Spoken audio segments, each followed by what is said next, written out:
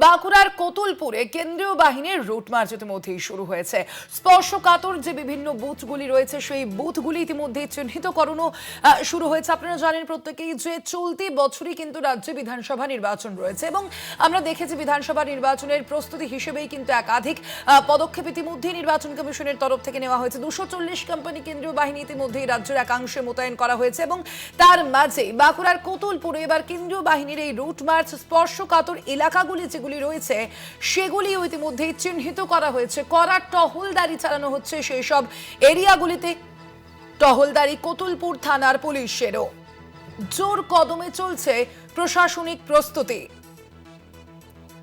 বাঁকুড়ার কোতুলপুরে কেন্দ্রীয় বাহিনীর রুট মার্চ চলছে। স্পর্শকাতর এলাকাগুলিও ইতিমধ্যেই চিহ্নিত করা হয়েছে বলেও ইতিমধ্যেই জানতে পারা যাচ্ছে নির্বাচন কমিশন সূত্রে। এমনটাই জানা যাচ্ছে কেন্দ্রীয় বাহিনীর রুট মার্চ ইতিমধ্যেই দেখা যাচ্ছে বিভিন্ন জায়গায়। আমরা এ বিষয়ে কথা বলবো। ফোন লাইনে রয়েছেন প্রতিনিধি সৈয়দ মফিজুল হুদা। মফিজুল, কোন কোন জায়গাগুলি মূলত স্পর্শকাতর হিসেবে চিহ্নিত করা হয়েছে বিধানসভা নির্বাচনকে মাথায় রেখে? কোথায় কোথায় এই রুট মার্চ চলছে? দেখো, এখনো রাজ্যে ভোট ঘোষণা না হলেও রাজ্যে সেন্ট্রাল ফোর্স নেমেছে এবং জেলায় জেলায় তারা রুট মার্চ শুরু করেছে এবং সেই সঙ্গে কোতুলপুরের বিভিন্ন এলাকায় রুট মার্চ করলেন কেন্দ্রীয় বাহিনীর জওয়ানরা এবং সঙ্গে রাজ্য পুলিশের সাথে তারা রুট মার্চ করেন এবং এলাকার মানুষের সাথেও কথা বলেন।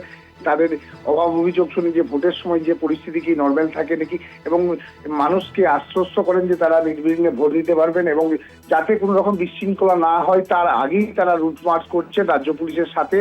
কোতুলপুর বিধানসভার বিভিন্ন এলাকায় রাজ্য পুলিশকে সাথে নিয়ে রুট মার্চ করলো কেন্দ্র বাহিনী, এমনই ছবি ধরা পড়লো এবং পাশাপাশি সাধারণ মানুষের কেউ আশ্বাস করলেন কেন্দ্র বাহিনীর জওয়ানরা যে যাতে তারা নির্বিঘ্নে ভোট দিতে পারে, তার জন্যই তারা এই রুট মার্চ শুরু করেছে এখন থেকে। ধন্যবাদ। আমরা কথা বলছিলাম, আমাদের সঙ্গে ফোন লাইনে ছিলেন প্রতিনিধি মফিজুল হুদা।